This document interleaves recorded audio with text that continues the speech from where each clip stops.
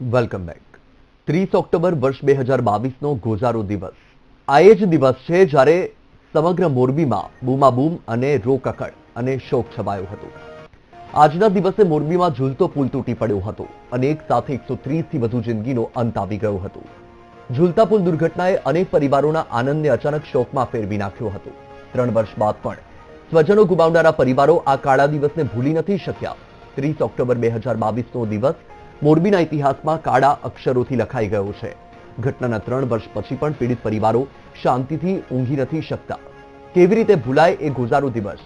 દિવાળીનો તહેવાર હોવાથી તે દિવસે ઝૂલતા પુલ પર મોટી સંખ્યામાં લોકો પરિવારજનો સાથે ફરવા આવ્યા હતા, પરંતુ સાંજે 6:35 કલાકે લોકોનો આનંદ ચીસો, ચિત્કાર અને બચાવ બચાવની બૂમોમાં ફેરવાઈ ગયો। પુલ અચાનક તૂટી પડ્યો। લોકો ધડામ સાથે મચ્છુ નદીમાં ખાબક્યા। કોઈનો દીકરો, કોઈની બહેન, કોઈની માતા, કોઈનો પિતા, આમ એક ક્ષણમાં જ અનેક પરિવારોએ પોતાના સ્વજનો ગુમાવી દીધા। જો કે સ્વજનો છેલ્લા 3 વર્ષથી ન્યાયની રાહ જોઈ રહ્યા છે। આરોપીઓ જામીન પર મુક્ત થઈ ગયા છે। કેસને ફાસ્ટ ટ્રેક કોર્ટમાં ચલાવવાની વાત હતી, પણ સમય જતા તંત્ર અને સરકાર આ કાળી ઘટનાને ભૂલી ગયા હોય તેવું પીડિત પરિવારોનું કહેવું છે।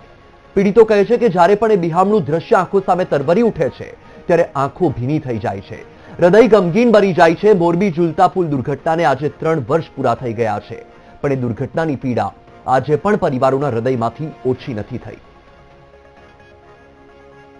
આરોપી જામીન ઉપર છૂટી ગયા છે, બરોબર ને એ લોકોને તો શું કે વકીલ એના મારફત હોય ને વકીલ ગમે ટ્રીટમેન્ટ આપી દે કે હાજર નથી કે આ નથી કે મેડિકલ રિપોર્ટ દઈ દે, બરોબર। એટલે અમારા ધક્કા ખાવાના 3 વર્ષથી ધક્કા ખાય ને અમારામાંથી એવા બુજુર્ગ 3 વ્યક્તિ એવા હતા કે એ અવસાને પામી ગયા ને હવે તમને એવું લાગે કે અમે અવસાન પામી ગયા છે। આ કામમાં મને પોતાને 50 વર્ષની ઉંમર થઈ, બરોબર, હજી કઈ ન્યાયનો કઈ છેડો આવ્યો નથી। એટલે આપણે સરકારને એક જ અપીલ છે કે ભાઈ ન્યાય અમને મળે। આ દુર્ઘટનાને 3 વર્ષ પૂરા થયા।